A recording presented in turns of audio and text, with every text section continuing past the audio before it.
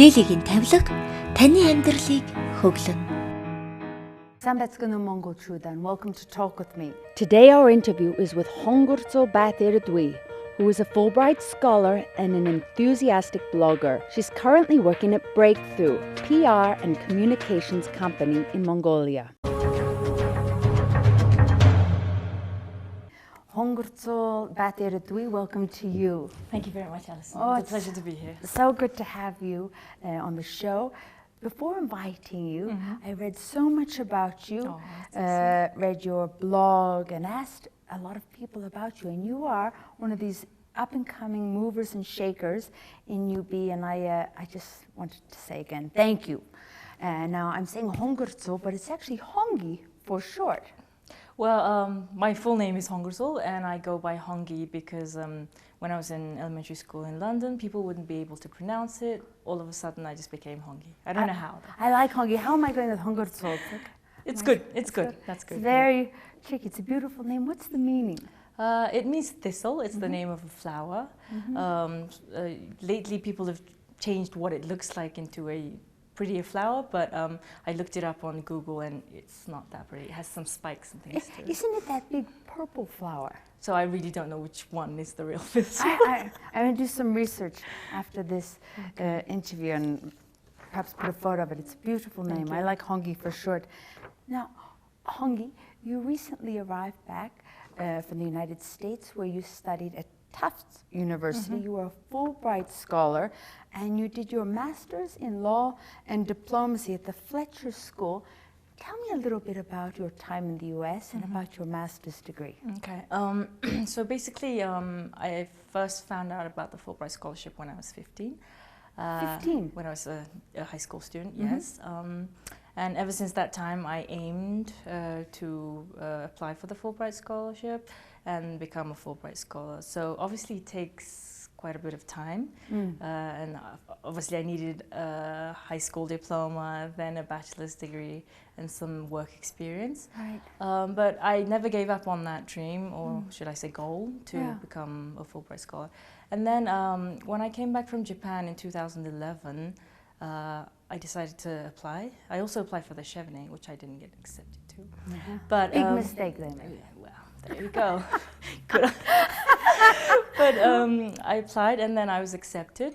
So it takes a year's process to actually finish all the documents and exams and tests, and then finally, and luckily, I got accepted to the Fletcher School of Law and Diplomacy at Tufts University, among other universities in the US. That's So a I very feel very prestigious scholarship. It is. The scholarship itself is a very prestigious scholarship, but besides that, the school itself is, it's the first graduate school in international relations, and it's a graduate-only school, so it's very renowned for its specialty in the field.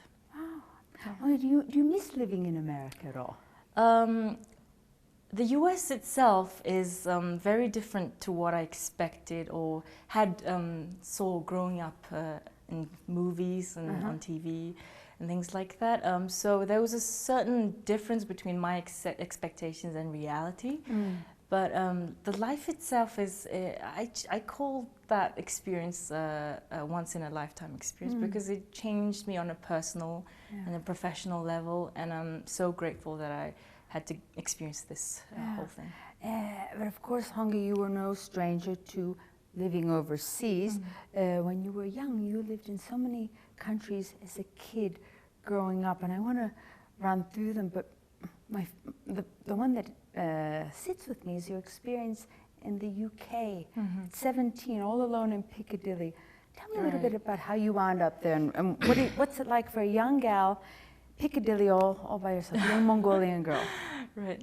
So basically, long story short, I first went to the UK when I was 6 years old. This was thanks to my parents. My father is a linguist, and he got the opportunity to teach at the University of London at the SOAS school. And that was the first time I ever went abroad, and it was in London. So I feel like London is my second home. This is why you've got a UK accent. I can hear it in English. I hope accent. so. I prefer to keep my British English rather than the American turn one. into an American English. No offense, but no, I understand. And then, after graduating high school, I was accepted to the National University of Mongolia, the School of Foreign Service, with a degree in international relations. But that summer, something inside me told me that I don't want to continue studies in Mongolia. There was a hype, or should I say, there was just this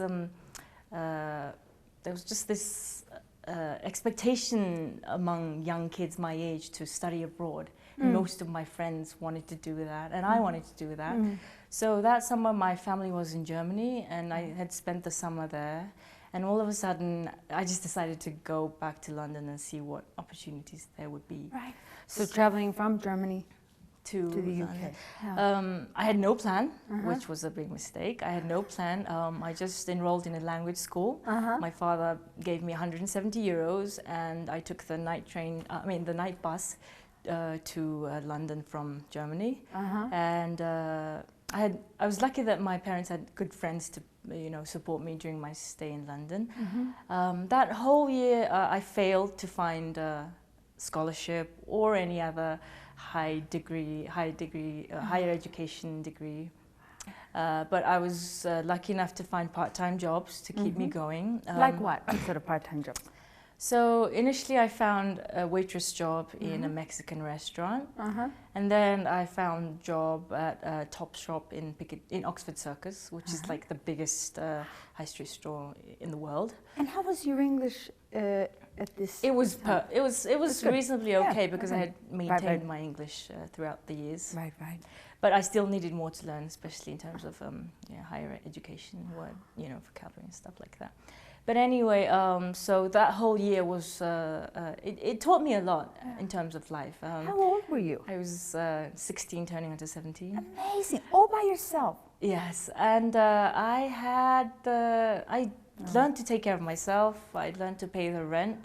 I learned to depend on myself, nothing but myself. And there are those times when you freak out, like if you don't get your salary, there's no one else to pick you up if you fall and things like that. But it was a great experience. But then I received a call one day from my father, and then he was like, if you don't want to end up a part-timer all your life, you should come back to Mongolia and continue studies.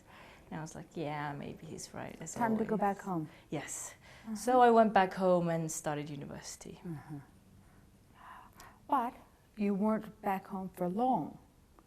Didn't you then go on to Singapore and Japan? Right. I did my 3 years at university, and then out of nowhere, spontaneously, there was this opportunity to apply for an exchange, 1-year exchange of studies in Japan. Right. And then I applied for it, and thankfully I was accepted. And it's the Japanese student exchange program, which they support various scholarships. And me and 4 other girls went that year. 4 of your friends from Mongolia? Yes, and we managed to become really good friends through this experience. But back to the story, yes, so I did 1-year exchange at the Ekiti International University, and that was a really good experience. Listen, you were there during the tsunami. Right, yes. Tell me about this. Right, so after graduating university, my family went to Tokyo and I followed them, again through my father's work. And then right when we were about to return to Mongolia, on March 11th, 2011, the tsunami happened. At this time I was teaching at an elementary school, and it was pretty much the most freaky experience, shocking experience I had in my life. And I thought I might die because the ground was shaking like crazy. It's like you're on a boat and it's just, swaying and swaying. And it was a terrible experience. The Japanese people faced so much. And the fact that, they managed to stay calm and organized and persistent and just get over it in a really collaborated, joint manner itself was a really, it's just, there's so much to learn from those people. So much to learn from you. You've seen a lot in your, how many years? Almost 30. In your almost 30 years. I mean, that's a lot that you have seen in your life. And listen, Hongi, when you were in Japan, you learned to speak Japanese. When you were in Germany, you learned to speak German. Yeah, it's amazing. Very intelligent lady who's seen a lot. Hongi, tell me a little bit about your time with Young Global Leaders.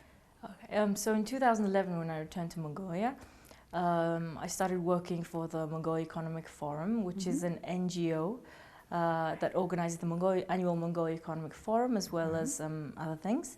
And then, so the then founder and the Vice Minister of Finance, Mr. Kang Hoyag, had arranged to bring and invite young global leaders of the World Economic Forum to Mongolia in search of a potential collaboration and other opportunities that they might find in Mongolia.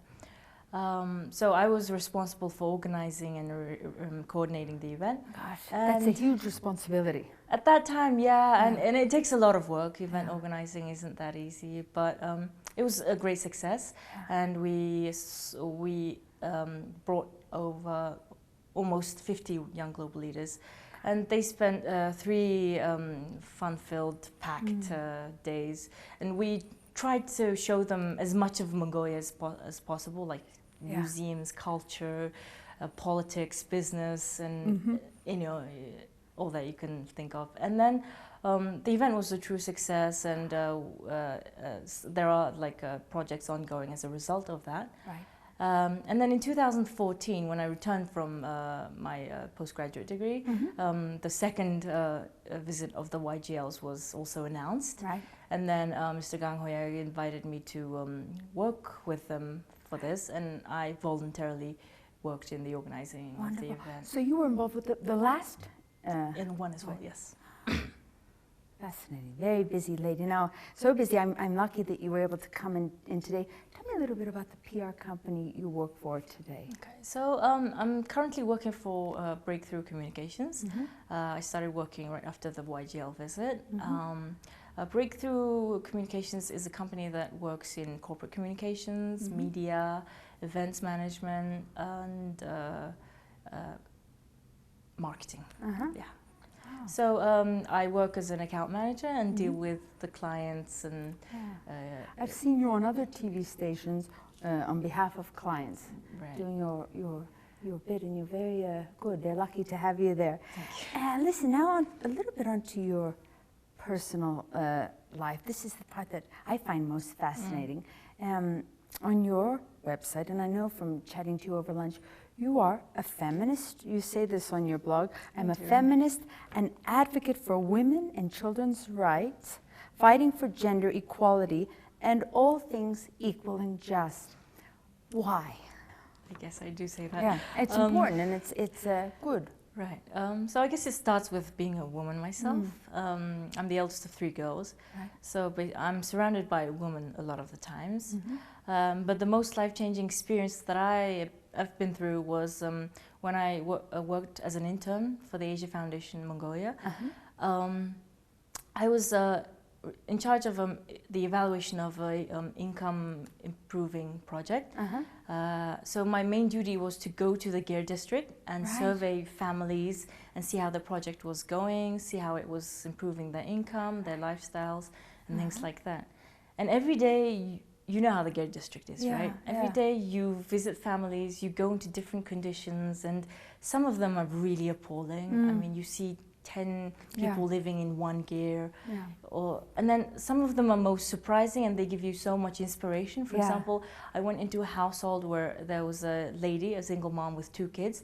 She didn't have work, or she wasn't employed, but her house was spotless. I mean, her Gir was spotless. And I bet very warm. Very warm and clean, and so, you know, it's like, it's the way people take care of their lives. It's not a matter of income or wealth or whatever it is.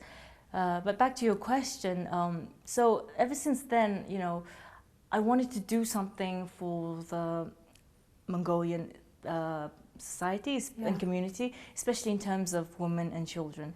Because as far as I know, those are the people who carry a lot on their shoulders. and they're the ones raising the future of Mongolia. And I feel that a lot of Mongolian women don't get enough rights. They don't get enough privileges. They don't get enough respect from their other halves, or from just the legal framework itself. Yeah. So. Listen, do you think, well, it's hard being a Mongolian woman, is that what you're saying? I wouldn't exactly say that. I mean, comparing to other societies, you know, around the world, I wouldn't say we're unlucky, but I would say there is more to be done for these people. There is more that Mongolian women can do for other Mongolian women. Yeah. And I want to be a part of that. Yeah. Hongi, you've had a couple of big challenges in your life. Firstly, I want you to discuss, if you wouldn't mind, in 2005 you were involved in a very major car accident. Well, I want you to tell me a little bit about this and how it affected you. Okay. So yes, in 2005 I was in a car accident. I was dragged by a porter van, but not a lot of people believe that. What happened was, long story short... Was this in Ulaanbaatar? It was in Ulaanbaatar. Long story short, there's only one crossing between my house and the university that I went to. And I was standing on the road waiting to cross the road, and I thought a car passed by. I crossed the road, my feet got tangled in a bunch of steel wire that was drooling from the van. And then I bumped my head on the ground, lost conscious, and the van pulled me 240 meters across a block. And then I still didn't have conscious until I was in a car, and then I had to have surgery.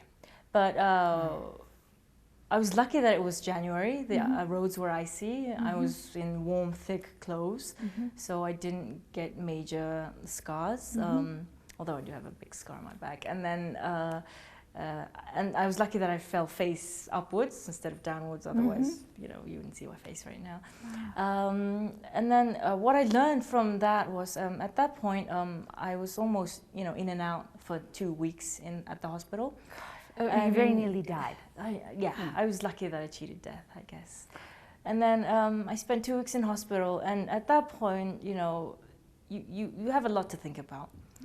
You think that, you know, you decide to prioritize what's important in life. And at that point, when you're lying in bed, all you think about is you want to get up. You want to get up and live your life normally. And all the other things really don't matter, like money, wealth, reputation, material, friendship, whatever. It just doesn't really matter.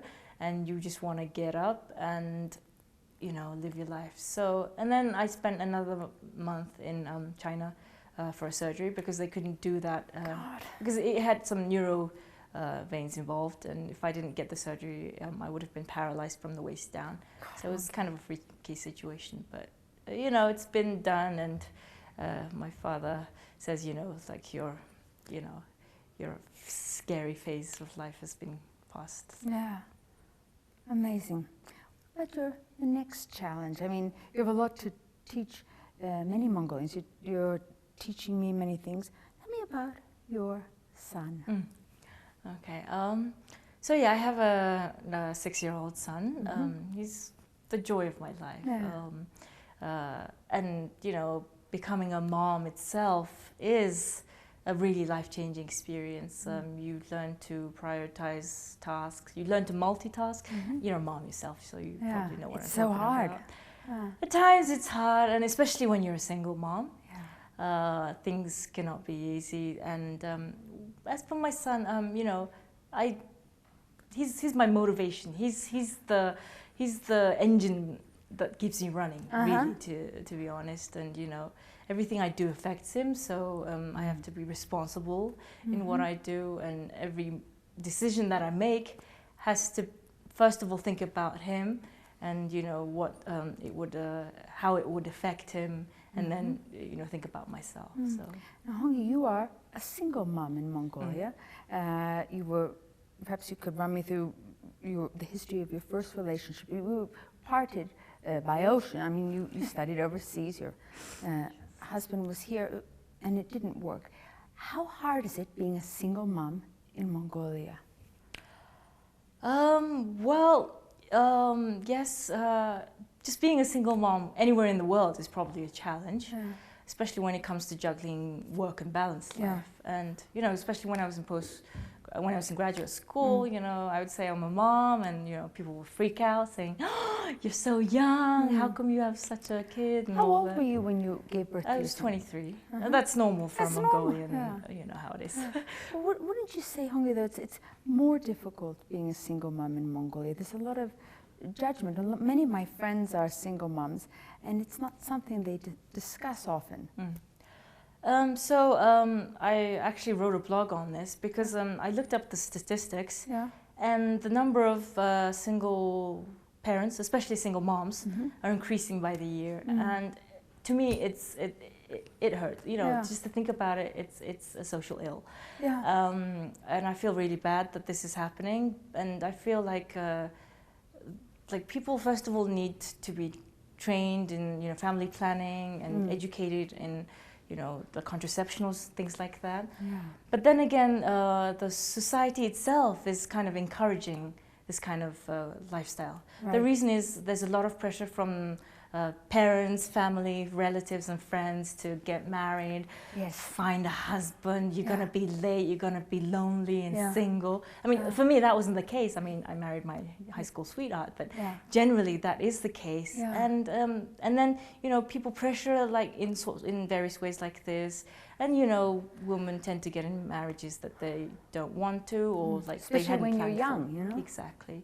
And the funny or the sad part is actually that the society, Mongolian society itself, isn't willing to pick them up when marriages fail. The legal framework itself doesn't support women. For example, you know, child alimony doesn't give enough or at all. You know, I don't know many fathers that pay you know, alimony. I'm talking about, you know, people that I know who you know, complain how, you know, the law doesn't support them and things like that. So it needs a structural change in and of itself. Maybe one day you will somehow make changes. we'll But see. Hongi, I agree with you. I noticed this, and it's something I've learned over my time in Mongolia. Women are very much encouraged to find a boyfriend, get married. When I was growing up, my parents said to me, wait until the very last minute, do your degree, have boyfriends, and then when you really are sure, you can be in your late 20s, late 30s, then you decide. And that's just always the way I've thought of marriage and children. But in Mongolia, you're right, my friends, well, apart from you, most of them are advised to marry the first guy they fall in love with and have those babies quickly so someone can look after them in their old age. Is this the reasoning behind it? Why? Well, I think it's just, first of all, it probably has to do with longevity. Mongolians don't age that long. The average age for a woman is 65 and men it's 60. So I think they just want to get on with life as quickly as possible, you know. And you know, some parents pressurize their kids, like, you know, I'm getting old, I want to see my grandchild and all that kind of stuff. But then, you know, there's also the encouragement from the parents that, you know, we'll take care of your kids and we'll support you. But I think I disagree with that. Yeah, you're right. It's an interesting point you've mentioned. So grandparents have such an active role in the raising of children here, and it's very different in Australia and in America. I mean, my parents have had no input into my children's lives, and it's culturally so different. But it's a difference. It's a difference that is at a detriment to society, is what you're saying. That's what I'm saying, because you know, when your parents are supporting you in that certain way, you have an ease of mind. You feel like, okay, if anything happens, my parents are going to take care of me. You know, whether it's work, family, child raising, it's all the same. Like, you know, people aren't afraid of being unemployed because they can, you know, knock on their parents' doors and have a roof over their head. And that's not how it should be. For example, in terms of raising a kid, it's your responsibility. You managed to conceive that child. It was your responsibility then, and it should be for the rest of your lives. And you know, I know a lot of people who just, you know, hand over their kids to their parents and live life as a single person, or like as if they don't have any children. And I feel like I feel bad that that's happening more and more these days, especially. And I know they can't help it. I know people have to get on with their lives, and parents are willing to do anything for their children. Yep. But I don't think it should be that way. You know, it's your responsibility, and you know, every children should be raised in a complete family with in a warm atmosphere with good discipline. And if this continues, it's a really difficult situation for our country. Yeah, I agree. And you put that very well. Yeah, it's really interesting. Hongi, you were single for a while after you and your first husband, your first love, split. I mean, marriages often don't last. I want to know a little bit about the latest love in your life. Have you got a boyfriend? Because people will want to know. They'll call me. She's single. So set the record straight now so I don't have to deal with calls. Unfortunately, no, I'm not single. I just came off the market, if that's a good way. She's off the market. Good way of putting it. Yeah. So I mean, it takes a while. Yeah. Obviously, there's certain phases in life that you have to overcome, mentally and I guess physically. And then when the time is right, things do happen. There's the alchemy, and you know, the stars collide, and things do happen. So yes, I'm currently in a relationship and very much happy. Nice. And it's working well for us. So I guess time will tell. That's good. I hope that I found the man I was looking for. Well, actually, he found me, to be honest. He's very lucky. Very lucky we'll guy. See how it goes. Yeah. Yeah. Hongi, I love that. That's interesting. Hongi, you have a quote by Maya Angelou on your website, and it's a very beautiful quote. I want to read it out loud and then perhaps ask you what it means to you. It goes, "When you learn, teach. When you get, give." Right. So, I mean, Maya Angelou was a very wise, very charismatic, very sassy person. Unfortunately, she passed away. What that quote means to me is that I came across it right after her death, and I just felt I could relate to it a lot. The reason for that is that most of my life I've been on the receiving end of things, you know. You know, I'm still young, and obviously I haven't accomplished much in terms of, you know, giving out to the society. And, you know, so I feel like that since I've had the opportunity, I'm fortunate to have received a lot of things in my life. You know, you should give back. And I should try my best to give back. And if, you know, I feel that, you know, the world can be a better place if people share whatever they have, whether it's intangible or tangible, at whatever amount, the world will be a better place. Yeah. So, you know, when you're a student, there's not a lot you can actually give. Yeah. So, so when I started my blog because I wanted to share my experiences studying abroad, what I went through to get there, and, you know, what you have to do. And so my blog is about, you know, education, professional development, and just, you know, current events in society itself. It's very interesting, and it's in Mongolian and English. You've written in both languages, and it's at www.hongi.com. Khongi. And I love your photos. Oh, you do? Thank you. Ah, amazing. Hongi, where do you see yourself in 5, 10, 15 years' time? What are your dreams, personal dreams? Okay, so I do have a certain political aspiration, if it's not too early to say. But I mean, I didn't have this when I was a kid. It's just that a lot of people and friends have supported me in this field. And the fact that the recent quota in the parliament has been raised is a really good start. I think there's a lot that women can do for this country, and we've already seen a start, but there needs to be more. I'm supposed to be a diplomat by profession, but the current state where our country runs doesn't really support women, or in terms of salary, in terms of professional development, and all the likes. So I really want to change that. Right now, I'm trying to get myself on my feet and, you know, explore what opportunities there are. But in 5 years' time, in 10 years' time, I hope to be a decision maker, a policy maker, life changer, and someone who can affect the development of this country. Yeah. Well, I have no doubt in my mind that you will be, Hongi. Okay. Thank you very much. Thank you, my friend, for coming on today. It's a real honor to meet women like you, Mongolian women like you. Yeah. Is that right? Very well Thank said. you. Thank you, Alison. Thank you. It's a pleasure to be here. That's all for Talk With Me today, viewers, and I hope to see you next week. But for now, баяр стай дараа уулзъя. Лилигийн тавилга таны амьдралыг хөглөн.